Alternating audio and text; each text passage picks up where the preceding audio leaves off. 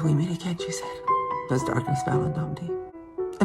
Hi guys, how's it going? Welcome back to my YouTube channel. Today we have got something to talk about, which I should have talked about like a week or so ago, but I just haven't got round to it. I've got everything in order. I've lined all my ducks in a row. Is that the thing? Anyway, I have not been organised. Oh, I've got a great big playlist dedicated to them, like so many videos. So go check it out if at any point you're intrigued or you're confused or you just want to hear more thoughts and feelings. Jonathan is outraged. I mean, he goes through periods of getting outraged about things, but this is one in particular. It's hypocritical. Okay, he's getting all hypocritical on us because there was this program which was basically, it was called like the detransitioning or something. I will throw it up here. Where's it gone? Why would you do this to me? One day when I'm rich, I'm buying myself a nice laptop because this computer is outrageous. If you can hear that noise, it's my computer. I'm sorry, it's like old and creaky. It's called the Gender Agenda, a bit of a tongue twister there. Detransitioning, full episode, 7 News Spotlight. I think it's an Australian production. And Jonathan's not happy because they included public videos,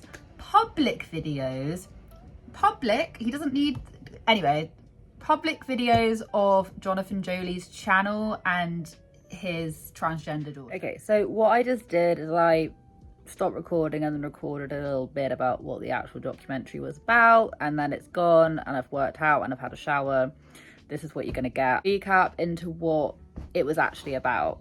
It's my dog. Basically, the reasoning behind the documentary, they had these like men and women on who started going through kind of the procedure when they were a young teen / really young adult, and they were basically just talking about them then wanting to detransition. What basically ended up happening is they linked a lot of it to social media and how social media has social media presence and how a lot of these people were then affected by what they were looking at on social media, and like the kids are getting younger kind of thing, which is why Jonathan came into it. He was among, I think there was like four different TikTokers who were talking about it.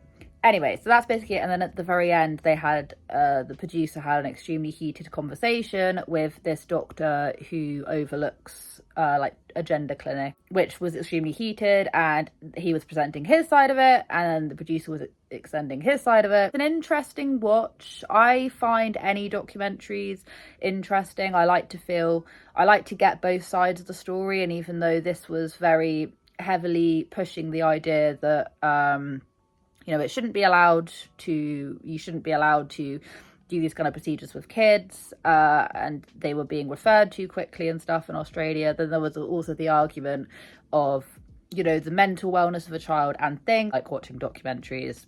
Sometimes I'll watch documentaries on things I don't even necessarily agree with because I like to feel informed on either side. I like being able to watch a documentary on one thing and then watch it from the other side, and it just, because I do get documentaries can be quite one-sided. Anyway, that's basically what it was about. At no point did they ever mention the SACCONEJOLYs. At no point did they ever go and this is Jonathan's account.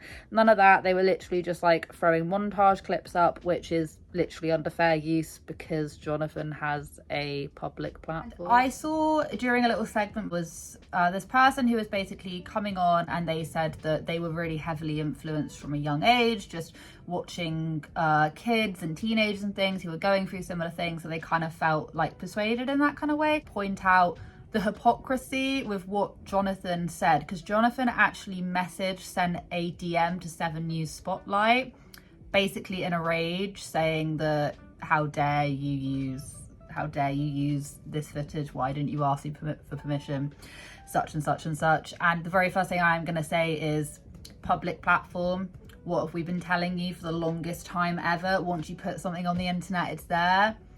Your child has absolutely zero say in this, but yet you're getting annoyed because they're taking your content with your child in it and using it for like, it looks like quite a big broadcast station. Anyway, the mind absolutely boggles. It's like, how long has it been on the internet for? Like 14 years? I think you would have known this by now. At the end of the day, I feel ultra bad for their child who can't really consent to their dad basically filming their journey through wanting to, you know, go from boy to girl, been filmed it from the very beginning, talked about it at length, you know, exploited it for all it's worth, earned a lot of money off of it, done literal TLC things, have been on the news about this. You don't mind broadcasting your child, but heaven forbid anyone else with a different opinion comes on and uses your clips. I'm going to get into it. So if you're confused at all, Jonathan Joly is part of the SACCONEJOLY household. He is the dad and they have 4 kids. One of their kids, about, I'd say 2 years ago now, Jonathan basically started making this content, started recording his son wearing dresses and all of this, and would sit down with this kid and ask them really, really, really probing questions like, are you a boy today? Are you a girl today? I don't know where you can find those clips. I'm not sure. I'm sure I've found them at least one point, but I don't have them anymore, but you can probably find them over on TikTok. And of course, filming this, they then basically went, this is my transgender daughter, and they did saying goodbye to the old name. They did like literally like making all of this content, and for a while everything was kind of titled me and my transgender daughter, doing my transgender daughter's hair, taking them to a gender clinic, stuff which, and this child is 8, which is the problem because you can't, they can't consent to having this online, which is where a lot of the issue comes in. The whole crux of it is the fact that everyone keeps on saying like, keep this offline because that child may change their mind. That child, even if they don't want that, you won't want this on the internet, least of all making a lot of money off of it. It's extremely personal. You don't want this for your child on the internet for their own mental well-being. So what has now happened is the news station has basically come on and they have picked up on some of Jonathan Joly's content, and Jonathan's not very happy. So this is what he had to say. I haven't said anything about this because I didn't want to draw any attention to the show, nor did I want to help them amplify their hate message to a community that is already under enough pressure. Now, you have people from either side. At some points it is a debate. However, their whole message is about talking to people who want to detransition. So of course you have got a lot of heartfelt stories on there. It's an extremely emotional topic. So of course it is talking about detransitioning. It is talking about it. There's a lot of talk about, you know, you shouldn't be putting this on your children, etc., etc. But then there's also I have seen it where they have some blokes on there that are talking about it from the other end of the spectrum, saying that kind of more for it. So there is the happy bit. Like I say, I'll leave it linked down below. I decided to message them privately last Friday, 2 days before the show was about to air, to ask them to remove any mention of me and my content from their show, as they had not asked for permission to use my content. You don't need to ask for permission to use your public content.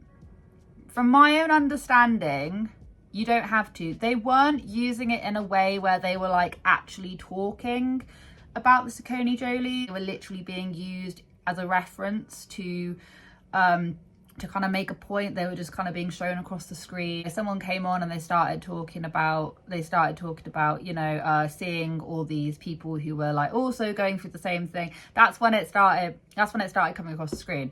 But I don't think they ever said like SACCONEJOLYs and this is so and so. It wasn't anything like that. And I think from that element, isn't that what YouTubers do? I mean, this is what I do. I do it on a regular basis. I'll be making a video and then all of a sudden I'll just start flying edits across the screen. I don't have to ask them for permission because it's a public platform. You gave permission by uploading it. If you don't want it to be used for any purpose other than what you want it to be used for, don't put it on the internet. This is what people have been trying to tell you, especially about this kind of topic, because people are going to use it. And guess what? Your child is going to see that when they're older. And then he then posted what he said. And he said, I have been sent your promo for your show. I did not give permission for you to use my content in any capacity. Once again, I don't think they have to if you're literally just sharing like few second clips. I don't think you need to do that. I don't give you permission to use my content. I have not been contacted in relation to this. So either you are using my content to mislead your audience to believing I am going to feature in your show. No, that wasn't it. I didn't get that impression. Or you have further used my content without my permission. please remove all my content from your show. Well, they haven't removed the content from their show because they don't have to. Like, you don't have to do. You've put it online. If I reckon if they'd have turned around and they were a bit like, and this is so and so and so and so, you know, yeah, maybe you'd have some sort of legal grounds there, but they're literally just using little clips from content you put on publicly. Like, the SACCONEJOLYs are stupid. What do you think happens to content? Do you just think it only gets, you know, it just ends up in the stratosphere and it's only given to people who you kind of want to see it? Everyone from every walk of life can see your content and people will use it, make edits out of it. Dare I say it, he's been told, I say this all the time, he's been told that some of his content could be used for like really nasty purposes, for like pedophiles and things. Doesn't care about that though, does he? He just cares about the fact that like they're using his content and they're trying to portray a different message. You started this whole problem by putting your child's information online. You're gonna have to deal with years of this, and your child is gonna have to deal with years of this. Like, can you imagine? Like, it makes you look bad. It makes you look awful. It makes you look awful. And I just feel so bad for the kid who has no idea this is even up there. And the thing is that a lot of the time they're not actually talking about it in like a favourable way. They're kind of demonstrating the whole, like, you know, all the negative sides of putting this on the internet. Like, this is what's gonna happen. Like, it can't just stay within the realms of YouTube. Like, people outside are gonna start having an opinion. Anyway, he was not happy about it. And he said, I don't want it to draw any attention. Well, I'm drawing attention to it because I think it's a bollocks. The fact that you just don't see anything the matter with putting this online. And yet the very, very, very minute it's used for something which you do not have 100% creative control under, you go ballistic. Bear this in mind, he appeared on news stations, like he did. He appeared on news stations, giving his kind of side of the story. He's got no issue doing that. Like, it's gonna get used. Like, these people, like, in my own opinion, these people just do not think. They don't think at all about where their content is going. And it just winds up, anyway, I needed to share that because I was supposed to share it a few days ago and I just never got around to it. And I just can't with this man. Also, he has started like recommending his book again. Like, his book, All My Friends Are Invisible. He wrote another book. And if you don't know anything about this book, strap yourselves in. He basically, at the same kind of time that he decided to feature his kid in a lot of like my transgender daughter videos, he, weirdly enough, around the same time, like coincidentally, he started this whole like non-binary, I don't identify as a man or a woman, which in itself, not a big deal.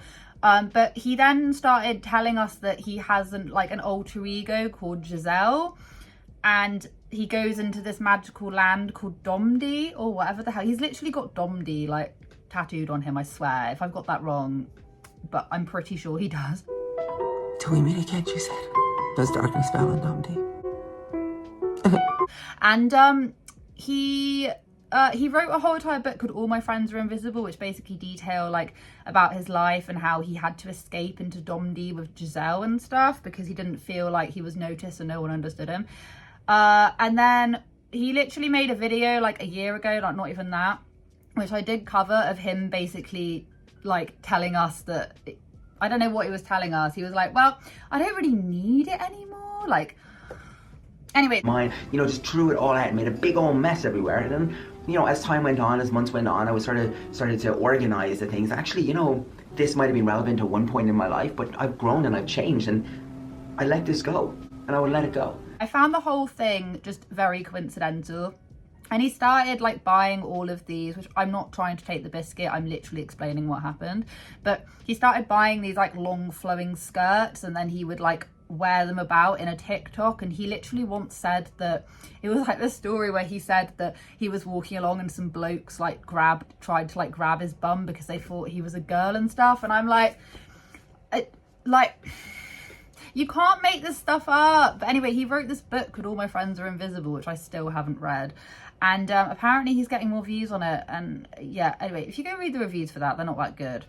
I don't know. And what makes it funny is that sometimes he starts to do these little like promos. Like he'll like randomly like throw his book into one of his TikTok things, which I know isn't strange because obviously he's trying to promote it. But he'll like have one of his kids like holding up the book, be like like really randomly like product placing this book, and I'm just like, anyway, the SACCONEJOLYs, man, it's just like last year was so strange. Like the amount of things that were happening with Jonathan, not his daughter, but Jonathan, just stuff was happening with Jonathan. Like Jonathan really did take the biscuit. They left YouTube, they literally quit. There's like quite literally like news of them, of both Jonathan and Anna being like, well, our kids are all grown up and we just don't want a daily vlog anymore, to like less than a month later they're like back. I don't think they even did a month. I think they literally did like 3 weeks or something. But all I'm trying to get at is that Jonathan, and I know, like I have inklings that he does vaguely know of like the kind of stuff that I say, because he's called me out or called whoever out before. I kind of have hope that he might actually realise, maybe he'll realise that, you know, if you put stuff out on the internet, people who may not even agree with you are going to use it in like much bigger forms than YouTube. And I'm not saying I agree or disagree with the documentary he's talking about right here was a promo, because he was asking for them to take it down. My whole point is that it's just like, that's basically all I needed to say. Yeah, I hope you guys have a wonderful day wherever you are in this world. Take care of each other, take care of yourselves, and I'll catch up with you guys in the next video.